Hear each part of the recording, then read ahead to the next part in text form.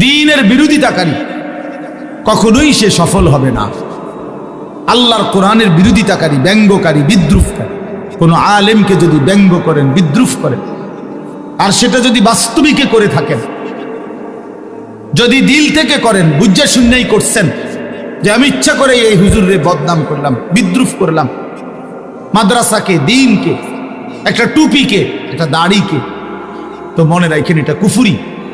ওই লোক যদি সঠিক এটা যে সে বাস্তবিক অর্থেই কইছে, ব্যঙ্গ করছে, বিদ্রুপ করছে, তো তার ঈমান চলে যাওয়ার সমূহ সম্ভাবনা।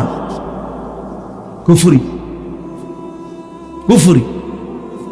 যেন মস্কারি সব জায়গায় করতে নাই, মস্কারি করে তালাক দিতে নাই, তালাক হয়ে যায়। বুঝেন? ওই যে মানুষে দেখেন না, বলে যে হুজুর জিদ্দে কইয়া লাইছি, মাথা ঠিক আছিল না। না, জিদ্দে বলেন আর মাথা সেটটা বলেন আর প্রচন্ড রাগ নিয়ে বলেন, তালাক হয়েই যায়। তালাক দিলে তালাক কি? এবার রাগে কইছেন না শোকে কইছেন, ভালোবাসতে বাসতে কইছেন না কাশতে কাশতে কইছেন, এটা দেখার বিষয় না। এটা মুখ ফসকে বের হলেই শেষ, তালাক হয়ে যায়। এই জন্য জরুরি বিষয়। কুফুরিও এমন, কুফুরি কোনো কথা বাক্য এটা মুখ ফসকে বের হয়ে গেলে কুফুরি হয়ে যায়, কুফুরি হয়েছে। আল্লাহ তাআলা বলছে, বান্দা সাবধান থেকো, তোমার কথা এবং কর্মের কারণে হতে পারে আন তাহবাতা আমালুকুম ওয়া আনতুম লা তাশউরুন। সূরা হুজুরাতের সরাসরি আয়াত। আল্লাহ বলেন, হে ঈমানদার সাবধান, আল্লাহ এবং রাসূলের আগে বেরো না। কোরআন শরীফের সরাসরি আয়াত, ইয়া আইয়ুহাল্লাযীনা আমানু লা তুকদ্দিমু বাইনা ইয়াদাইল্লাহি ওয়া রাসূলি। আল্লাহ এবং তার রাসূলের আগে বাইরো না, মানে কোরআন সুন্নাহর আগে বাইরো না। আরে রাহেন হুজুর, কইলে হবো নাকি? আমরা কি কইলে হবো নি? মানে কি কইলে হইব? আমনেরটা কইলে হইব? আল্লাহর কোরআনকে আপনি কি করলেন? উড়াই দিলেন। আরে রাখেন, সব কথাতে হুজুর হাদিস কোরআন টাইম নেন না, এমন বেয়াদব নাই? কথা বলেন না কেন? জঘন্য বেয়াদব, জঘন্য বেয়াদব, নিকৃষ্ট বেয়াদব এই লোক। কি বললেন? আরে বেঈমান, কি বললা তুমি যে সব কথায় হুজুর কোরআন কিতাব টাইম আইনেন না, সব কিছুতে হুজুরের আইনেন না? কেন?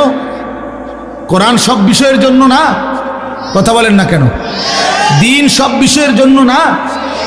তাইলে আল্লাহ বলছে, সাবধান হে মুমিন, আল্লাহ এবং তার রাসূলের আগে বেরো না, আগে বাইরো না। আওয়াজটা পর্যন্ত রাসূলের আওয়াজের চাইতে বড় করো না। খোদার কসম, কোরআনের আয়াত। আল্লাহ বলছে, তাহলে কি হবে? ক্ষতি কি হবে? ক্ষতি হবে আন তাহবাতা আমালুকুম ওয়া আনতুম লা তাশউরুন। তাহলে তোমার পুরা জিন্দেগীর সমস্ত আমল সেই বরবাদ হয়ে যাবে, অথচ তুমি জানতেও পারবে না। আপনার বিশ্বাস না হলে কোরআন শরীফের তরজমা, বাংলা অনুবাদ আপনি এখন দেখেন, আপনি কিন্না দেখেন, বাইক নিয়ে দেখেন। 26 নম্বর পারা সূরা হুজরাতের একবারে প্রথম আয়াতের মধ্যে আল্লাহ বলছে, সাবধান বান্দা, আল্লাহ রসুলের আগে বেরো না। উলামায়ে কেরাম কোরআনের ঘায়া ব্যক্তিগত কথা বললে আপনি ফেলে দিয়ে, কোন আলেম যদি ব্যক্তিগত কথা বলে, যেমন আমি আপনাদেরকে বললাম, ও ভাই মোবাইল এটা না, মানে মোবাইল আমার বেট ফালতু কথা, একটা বাজে আলো দিয়ে একজনও মোবাইল ধরেন না, এমনি শুনেন মিয়া, মোবাইলের দিকে পুরা নজর। মোবাইল যতক্ষণ হাতে থাকে ততক্ষণ দিল জমে না, এ সারাক্ষণ ইবলিসে, শয়তানে এটা কামড়া। দেখেন, এটা পরীক্ষিত। এই সারাক্ষণ তখন শুধু মনে হয় এটার মধ্যে উঠতেছে কিনা, খসর খসর করে শুনে, আর নিজের কোনো ফায়দা হয়। এই জন্য হাতে মোবাইল নামাই ফেলেন, হাতে ধরে মোবাইল রেকর্ড করা কোনো সময় করবেন না। আমি শক্ত এই জন্য ধমক দিলাম আর কি, রাগ হইয়েন না। আপনি পরীক্ষা করে দেখেন, ছেলেরা তোমরাও পরীক্ষা করে দেখো, দিল জমে না। 30 বছর না 300 বছর আল্লাহর কথা এরকম গাফলতের সাথে শুনলে বাপ, জীবন কোনোদিনও বদলাবে না। জীবন বদলাবে না। এই যে আছে যেমন আছে এমন, যেমন আছে এমন, ভাত মাছ চাল ডাল বিরিয়ানি খিচুড়ি, হ্যাঁ এই খালাস। না না, এগুলো কোনো কিচ্ছু না। কোনো বিরিয়ানি স্থায়ী কোনো সমাধান না, খিচুড়ি কোনো স্থায়ী সমাধান না। 4-5 ঘন্টা পরে আবার ওই আগের জায়গা। এই জন্য এগুলো কোনো বিষয় না। তো বলতেছিলাম আমরা, আন তাহবাতা আমালুকুম ওয়া আনতুম লা তাশউরুন। আল্লাহ বলে, বান্দা তোমার পুরা জিন্দেগীর আমল শেষ হয়ে যাবে, তুমি হয়তো জানতেও পারবে না কখন যেন তোমার সব শেষ। হাসরের ময়দানে গিয়ে দেখবা, প্রিয় বাপ প্রিয় ভাই, কোরআনে আছে আল্লাহ বলে, নাফরমান বেঈমান দুনিয়ায় থাকতে মনে করছিল, আল্লাযীনা দাল্লা সাইয়ুহুম ফিল হায়াতিদ দুনিয়া ওয়া হুম ইয়াহসাবুনা আন্নাহুম ইউহসিনুনা সুনআ। সূরা কাহফ এর মধ্যে আছে।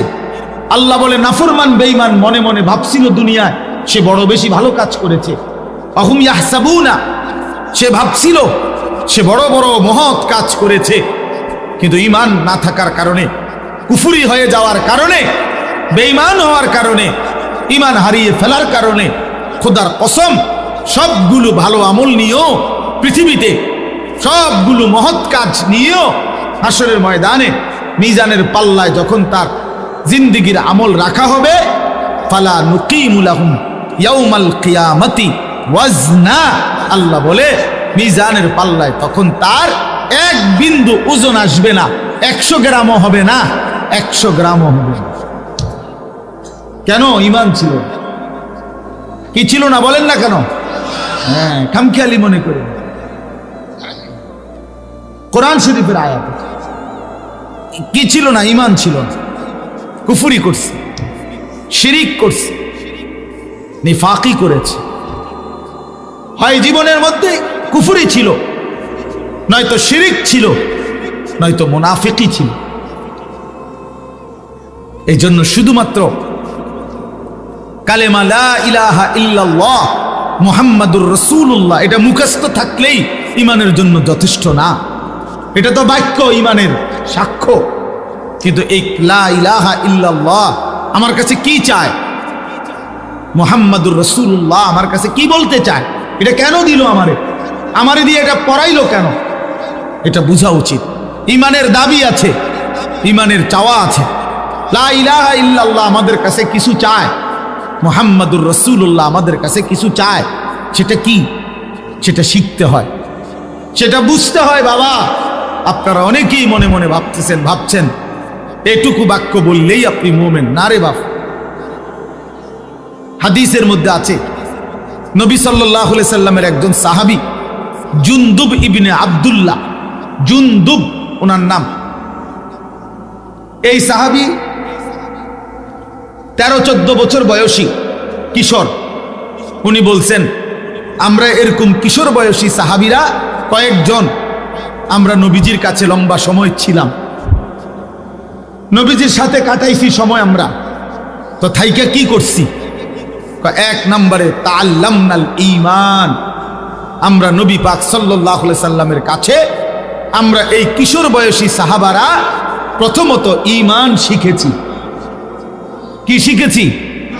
তো আমনে কোন চাই?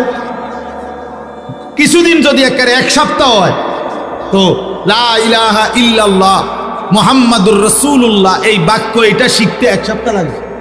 তো 1 সপ্তাহ কিনলো তারা, কি ঈমান শিখলো তাই? 2 নম্বর প্রশ্ন হলো, এরা তো আহলে লিসান, এরা তো আরবি ভাষী, মানে এগো তো মাতৃভাষাই কি আরবি। তো এরা আবার 2-4 ঘন্টা লাগার কথা নিয়ে এগো, এ তো জন্মসূত্রে আরবি এরা। কিন্তু তবু তিনি বললেন, আমরা কিশোর বয়সে নবীজির কাছে কিছু সময় থেকে ঈমান শিখলাম। তাহলে বোঝা গেল ঈমান শিখার বিষয়। ঈমানের মধ্যে কিছু জিনিস আছে নিশ্চয়ই, যেগুলো কি করতে হয়? শিখতে হয়। ঈমান কাকে বলে? ঈমানের দাবি কি? লা ইলাহা ইল্লাল্লাহ আমার কাছে কি দাবি করে, মুহাম্মাদুর রাসূলুল্লাহ আমার কাছে কি দাবি করে, এটা শিখার বিষয়। আবার ঈমান কি কারণে ক্ষতিগ্রস্ত হয়? এই যে কুফরের কারণে, শিরিকের কারণে, নেফাকের কারণে, 3 কারণে ঈমান ক্ষতিগ্রস্ত হয়। কারো দ্বারা কুফরি প্রকাশ পেলে ঈমান চলে যায়, শিরিক প্রকাশ পেলে ঈমান চলে যায়, নিফাক মুনাফিকি প্রকাশ পেলে ঈমান ক্ষতিগ্রস্ত হয়। তো এটা জানতে হবে। তাহলে এটা শিখছেন সাহাবীরা। হযরত আব্দুল্লাহ ইবনে ওমর বলেন, আরেকজন সাহাবী আব্দুল্লাহ ইবনে ওমর, ওমরের ছেলে, উনি বলেন কুন্না নাতাআল্লামু তাওহীদ, আমরা নবীজির কাছে তাওহীদ শিখলাম। তাওহীদ আমরা শিখেছি নবীর কাছে, যে লা ইলাহা ইল্লাল্লাহ বলতে কি। কোরআনুল কারীমের মধ্যে অগণিত আয়াত আল্লাহ তাআলা এই কথাইটা বুঝাইছে, বান্দা সব বিষয়ে সব ব্যাপারে আমি ওয়া ইন আমসাসকাল্লাহু বিদুররিন ফালা কাশিফা লাহু ইল্লা হু ওয়া ইন ইউরিদকা বিখাইরিন ফালা রাদ্দা লিফাদলিহি। আল্লাহ বলেন, তোমাদের উপরে আমি আল্লাহ যদি মুসিবত দেই, তাহলে এই কায়নাতের মধ্যে কেউ নাই তোমাকে সেই মুসিবত থেকে রক্ষাকারী, দূরকারী, ইল্লাহু, আমি আল্লাহ ব্যতীত। তাওহীদ এটা কি? লা ইলাহা ইল্লাল্লাহর সবক, আল্লাহ ছাড়া বিপদ দূরকারী আর কেউ। ওয়া ইন ইউরিদকা বিখাইরিন ফালা রাদ্দা লিফাদলি। আল্লাহ বলেন, আমি আল্লাহ যদি তোমাদের কাউকে কল্যাণ দেই, উপকার করি, তাহলে আমি আল্লাহর কল্যাণ, আমার উপকার ঠেকায়া দিবে এমনও কায়নাতের মধ্যে কেউ নেই।